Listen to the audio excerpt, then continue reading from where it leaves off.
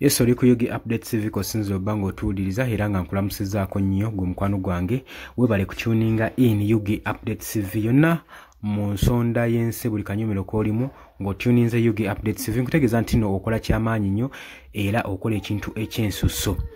Kaakati General Muhoozi Kainerugaba Chief of Defence Force azzeemu n'agenda maaso n'okulabula n'atiisatiisa baayisebye balabe be ng'agamba nti nno tagenda kuno omulundi guno bakwatibwa kisa era abagambye nti nno agenda kuba nga abalumbagana saa yonna babeere nga bamwetegekera gwe mukwano gwange ali yampuliriza.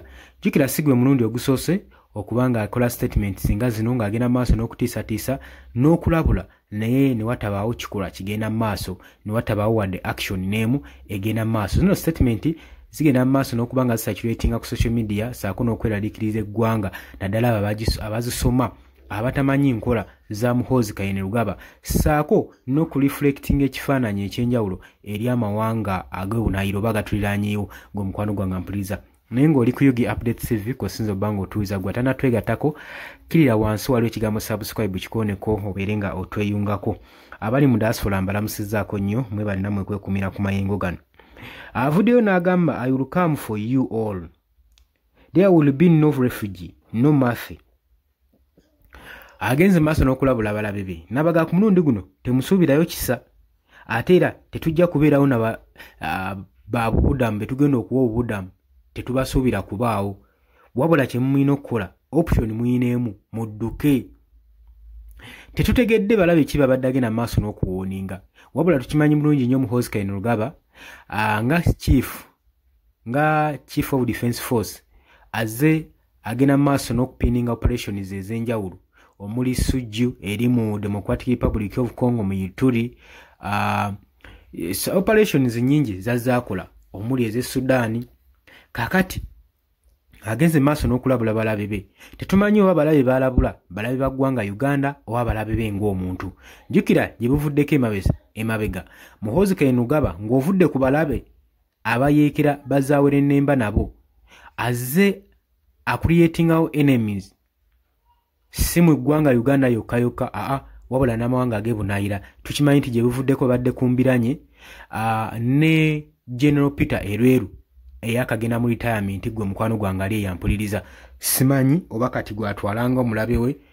Jjukira nti neera babadde bakyawera ennemba ne ambassador wa Germany Matthias Skura oluvannyuma lwa Muhoozi okuvayo n'amugamba nga wagenda omukwata okumusiba oba omugoba mu ggwanga lya Uganda aviiremu ddala kubanga obuyinza abuyina. Oluvannyuma lwa embassy eno okukyalira ekitebe kya National Unity Platform ekya Robert Kyagulanyi Ssentamu ne bafunamu discussions ezaali ez'enjawulo ekintu ekitaflecting ekifaananyi bo nga kibalaba ekibi gavumenti yaabwe saako ne institute eya Uganda People's Defence Force. Era Muhoozi Kainerugaba tekyambandaaliza yagenda ku mukutu gwe gwa social media n'agenda mu maaso n'okusindika okulabula ng'alabula embassy eno nga bagamba kibakoze kibadde tekigwanidde tebandibadde nga basisinkana mu yeekera ye abatwalanga bayeekera aba National Unity Platform agamba era ako ka branch kaba ADF kekagenda mu maaso n'okutigomya abantu era ng'agamba nti branches nnyingi nnyo zetumanyi ezoperatingibwa mu Uganda bagenda mu maaso n'okutendeka abayeekera ab'ekibiina kino ekya National Unity Platform mu mawanga gatuliraanyeewo naye agamba nti ssaawa yonna yonna bagenda kuba nga babafugaza babajjeyo. Wabula ebyo byonna bigambo bya General Muhoozi Kainerugaba kati mbadde ngezaako okulaga nti abalabe baayina bangi bo mu Uganda bagenda mu maaso n'okubeera ennemba nabo mwe muli Dr. Kizza Besigye oyo yamusuubiza dda omuteeka ku muguwa omutugumbula mu kibuga eggulu.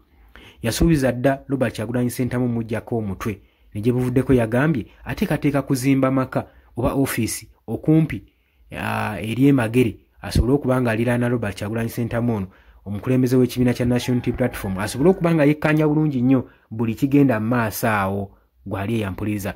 Wabula twalabyeko emabega nga kigambibwa nti Chief of Defence Force ono Muhoozi Kainerugaba agenda maaso n'okumentalingibwa okusobola omufuula figa y'obukulembeze era nga kiteebereza nti bano bandiba nga bamuteekerateekera kusikira ntebe ya kitaawe mufuula musika asikire entebe ya kitaawe mwami Yoweri Kaguta Museveni era batandise okubanga bamumentalinga era bagamba function zola Muhoozi Kayingo bakiikamu ogeza ng'okuziika eza culture byonna bali mu muteekateeka era nga bagamba General Salim Saleh yagenda maaso n'okikolako ankowe asobole okubanga afiitinga mu figa ey'okubeera omukulembeze naye nga balaba ennaku zino abadde ayokya nnyo. Kakati tulaba operation zazza akolako nnyingi kitegeeza abalaba ayina bangi naye tayawudde balabe ki bagenda maaso n'okuwooninga bagenda maaso n'okubanga abalabula nti option gye balina emu yokka kudduka kubanga tasuubira kuleberawo kulekawo ba refugee ate tasuubirayo nakisa. Jjukira nti nno eggye lino erya UPDF lya deployingibwa mu ggwanga erya Democratic Republic of Congo okusobola okulaba nga bagenda maaso n'okulwanyisa abayeekera ba Codeco ssaako n'aba ADF.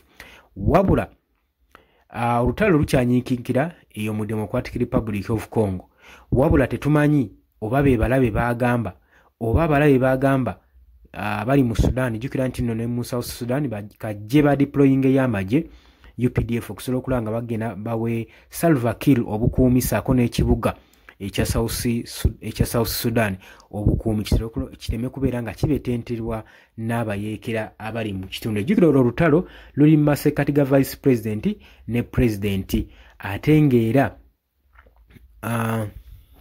gambibwa nti Cold War eno eyaliwo mu myaka egyayita mu South Sudan yattiramu amagye ga Uganda 10,000 era bazza mirambo. Kati ngezaako okulaga abalabe Muhoozi Kayingo babayina teyakoma okwo yagenda maaso n'okulabula ba white mercenaries abali mu Democratic Republic of Congo nga bagamba bawadde option 2 beeweeyo bakwatibwe oba badduke.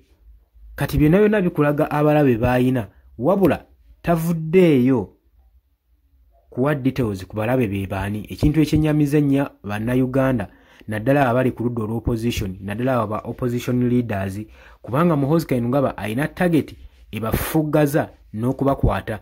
Juzi ng'era ekikolwa ekyabaddewo ekyokuwamba Eddie Mutwe omutwala mu basement ye ekyo yakyeraga lwatu nti yali agenze maaso n'omuwamba oba be balabe be bagenda maaso n'okugamba tetukitegeera ekyo.